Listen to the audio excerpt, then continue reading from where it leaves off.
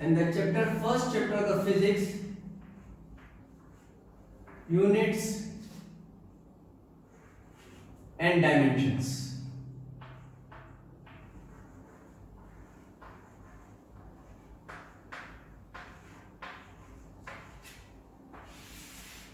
This is the basic chapter or the first starting chapter in physics. So first understand what is units.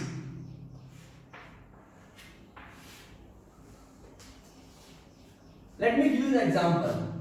Suppose you are given a scale. What do you do with the scale? We measure the length of any object. So with the scale which you are given, what do you measure? You measure the length.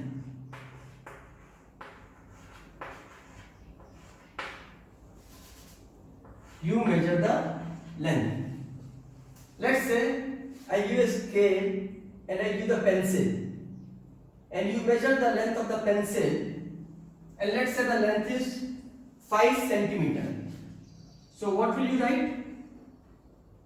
5 centimeter, right? What have you done?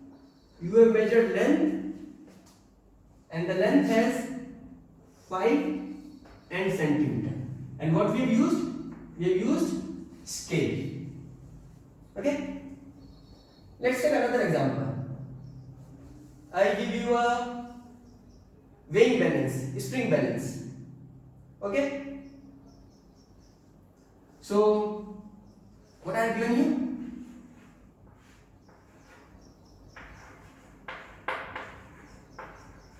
you? Spring balance.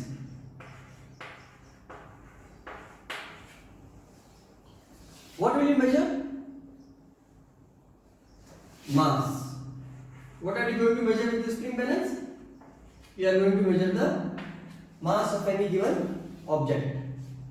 So, let's say I give you bunch of bananas and you measure it and you say the mass of the banana is 2 kilogram. Okay. So what is this? This was your instrument. What you measured? You measured mass. And what? How did you measure mass? With the help of the spring balance. And what did you report it? You reported the mass of banana is 2 kilogram. Two things you again noted. One number and kilogram is associated with this. Similarly, if you want to measure the quantity of water, you will take some test tube or a liter pan and you measure the volume of milk or water as 1 liter, 2 liter. If you want to measure current in the circuit, you will take ammeter, you will measure the current as 1 ampere, 2 ampere, 5 ampere. So what are the things involved? One is you are having some device which you call it as instrument. You are measuring something with that device, and something that you are measuring is known as physical quantity. What is the physical quantity? Mass is the physical quantity. What is the physical quantity? Length is the physical quantity. And when you measure that physical quantity, the two things which you are reporting regarding that measurement, one is the number associated with this,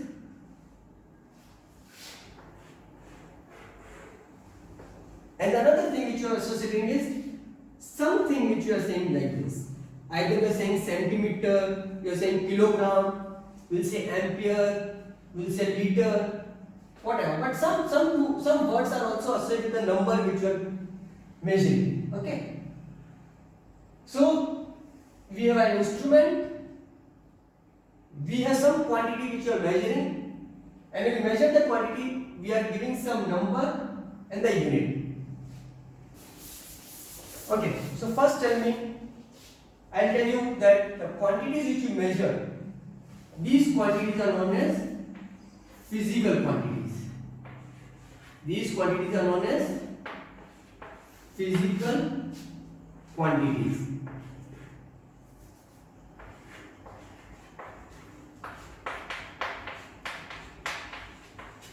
We call them physical quantities because with these quantities we describe the laws of physics. We describe the laws of physics. So whenever we study this universe and whenever we see this universe around us, what we see is the universe is basically known as the physical world to us. And all those quantities which you see and which you measure, they are known as physical quantities. Or I can say that this universe is expressed in terms of the physical quantities, and we require some instrument to measure the physical quantities. And in the last example which we saw, that the physical quantities were expressed in terms of, say, length was said to be 5 centimeter, mass was expressed as 2 kilogram, volume of the liquid is expressed in 5 liter, the current we said was 1 ampere. So there was a number N and the unit U. For example, 5 centimeter, 2 kilogram, 5 liter. So every measurement has a number associated with it and the unit associated with it. N is the number and U is the unit. So let's now divide how many types of physical quantities are there. So we basically divide physical quantities into 3 categories.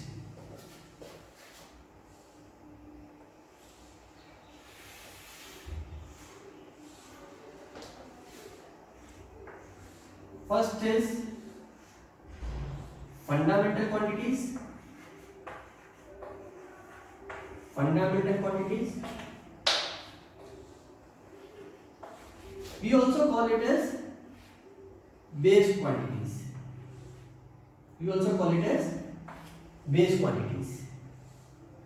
And from these fundamental quantities, we will derive other physical quantities, and which are known as derived quantities.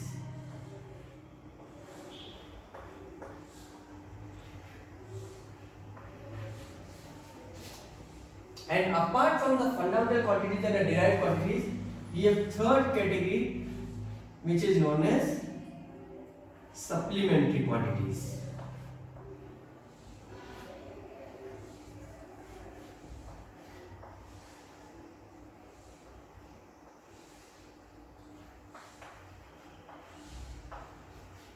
So basically, fundamental quantities have been divided into 3 categories: fundamental, derived, and supplementary.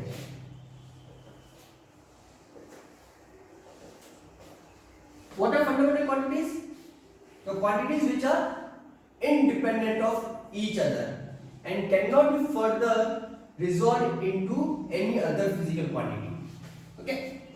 Fundamental quantities are independent. They are independent. That means derived quantities will be dependent. It is derived from the fundamental quantities. So let's take example of the fundamental quantities. Here basically 7 fundamental quantities. I list down all the 7 fundamental quantities.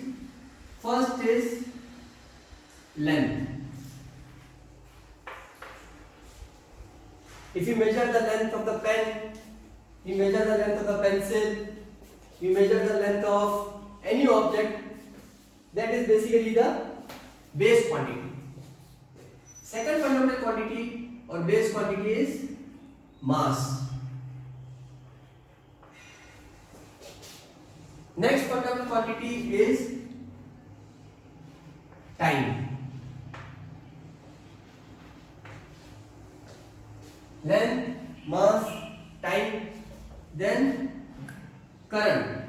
which is basically electric current. Then comes temperature. Remember, this temperature is known as thermodynamic temperature. This is thermodynamic temperature. So generally when we say what is the temperature of the room, we say it's 25 degrees Celsius or 18 degrees Celsius. But when we say thermodynamic temperature, the unit for the thermodynamic temperature is Kelvin. It is the same temperature. I'll explain in detail in the coming chapters. Then there is a luminous intensity. Luminous intensity.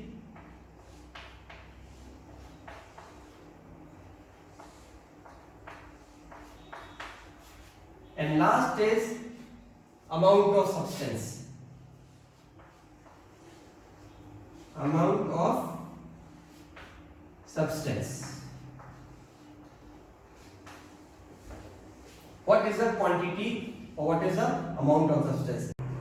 Okay, let me list down all the fundamental quantities again. The fundamental quantities we studied are length, mass, time, current,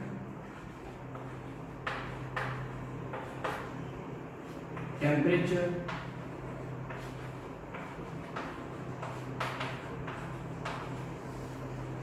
luminous intensity,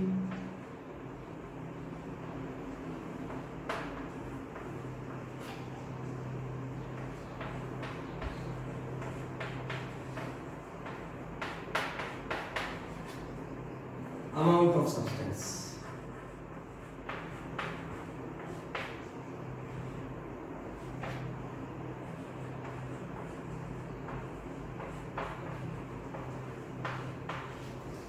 These are the 7 fundamental quantities which are accepted universally. Rest of all the physical quantities you study are basically derived from these fundamental quantities. Out of these fundamental quantities, length, mass, time, current, temperature. If you notice these 5 fundamental quantities, you are already aware of these 5 fundamental quantities. But if you look at these 2 fundamental quantities, luminous intensity and amount of substance, this is something new for us. Luminous intensity tells about the brightness of the light, how much bright the light is. And this fundamental quantity is not, we are not going to study this fundamental quantity in either 11th class or 12th class. So this is of no importance to us from our academic point of view. Amount of substance. This tells us how much number. Now I say I have 5 pen, 10 pen, I have 12 banana. When I say 12 banana, we say it's 1 dozen. When it's 100, we say century. Okay. But when the amount of substance is very large, when you're talking about the number of electrons in the atom molecule on the table, the number of molecules in the water, and when you're talking at the microscopic level, then the number of electrons, number of protons, number of molecules, they are very large. And for that, your another unit fundamental quantity is defined as amount of substance, and the unit to that we assign is mole. This is something which is new to us, and we study this in detail in the chemistry chapter in the mole concept. In physics, it will be used in a very limited sense in the chapter thermodynamics, but we will not worry about this. And these are basically the 7 fundamental quantities, and rest of all the physical quantities which is studied can be derived from these fundamental quantities. Okay, so now we will talk about the derived quantities. Let's see area. What is area? Area can be derived from length multiplied by length. This is basically area. Let's see some other derived quantity. Speed. Speed is basically how much distance we travel in a given time. So distance is basically length divided by time will be speed.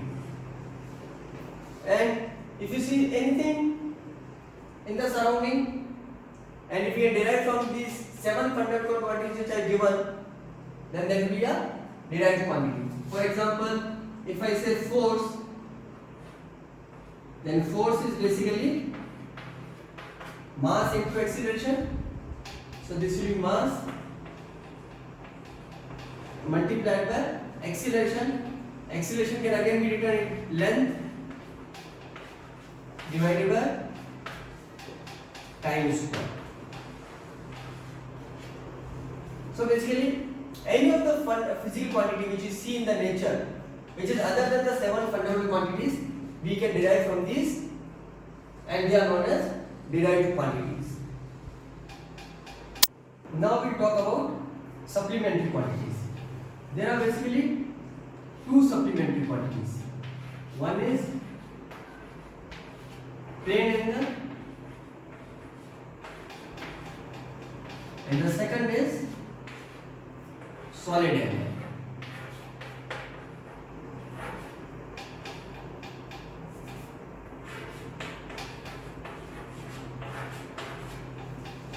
Plane angle basically you all know, you studied in your 9th and 10th class in the trigonometry, that the angle between the 2 lines theta, this angle theta is known as a plane angle. We call this plane angle because these 2 lines lie in a single plane. But suppose you want to talk about the angle in the space that is 3D. For example, if you consider this cone, then at the apex, what is this angle subtended, which is basically not in a plane but in the space, then this angle is known as solid angle.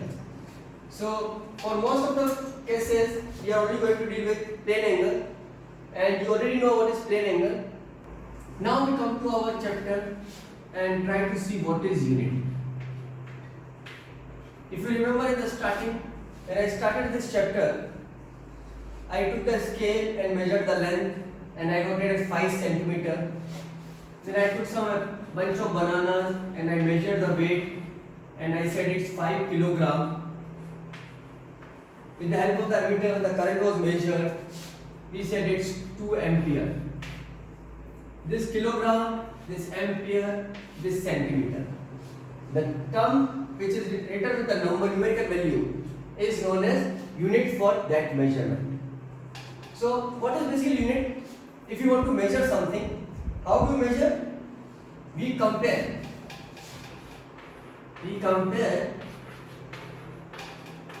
with something basic, है ना? Like जैसे we measure the length, we compare it with the scale. The scale was given to us, and that comparison has to be internationally accepted. The comparison has to be internationally accepted. For example, अगर हम कपड़ा लेने जाते हैं, then there is a meter stick जिससे कपड़े को नापा जाता है. ये 2 हाथ कपड़ा देना, ये 4 उंगली कपड़ा देना. Now that is not a standard unit because हाथ किसी का छोटा होगा, किसी का लंबा होगा, and that will not be internationally accepted.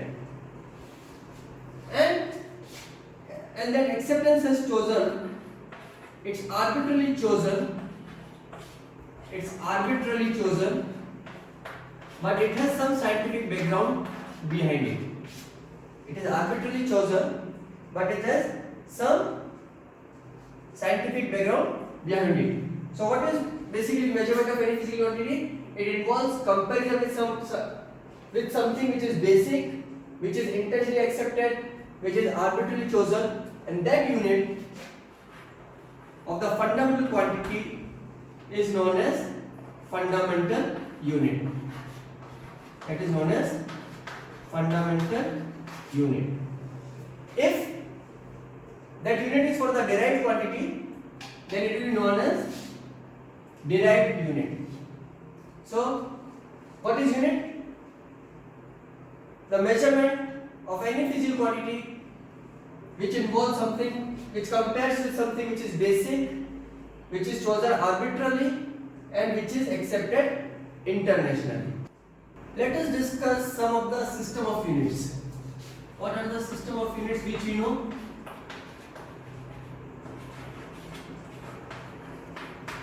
System of units which we know? CGS system. It's a very old system of units in which length is measured in centimeter, mass is measured in gram, time is measured in second. Another unit which is known as FPS, length is measured in foot, mass is measured in pound, time is measured in second. There is a MK system, length is measured in meter, mass is measured in kilogram, and time is measured in second. Now the problem with all these units, system of units, is that they are not standard, internationally accepted, they are local.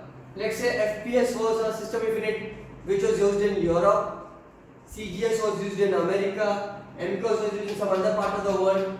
With the globalization, we require one single system of unit which is accepted everywhere across the globe. And for that we have is SI unit, which is known as System International Units, which is basically French word used for International System of Units. So now the globally accepted SI unit is International System of Units. The reason for choosing this International System of Unit is it is first of all universally accepted and it works on the decimal system. When it works on the decimal system, the conversion is basically easy inside the system. For example, in the SI system, I'll take two examples.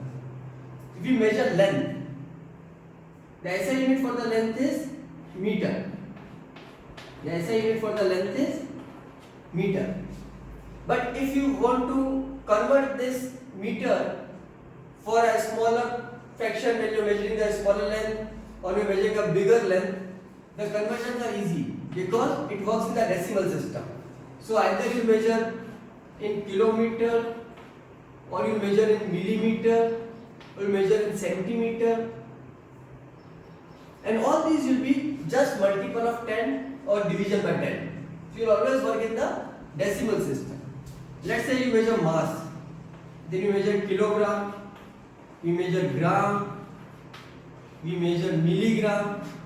So all these conversions again are in the either the multiple of 10 or the division of 10. So it works in the decimal system. The fraction part doesn't come as a 2 by 3 or 5 by 3. So the conversion in the SI system is very easy. That's the reason SI system is preferred over all other systems. Is that clear? Why do you prefer SI system? Because it works on the decimal system where the conversion inside the system is mathematically very easy.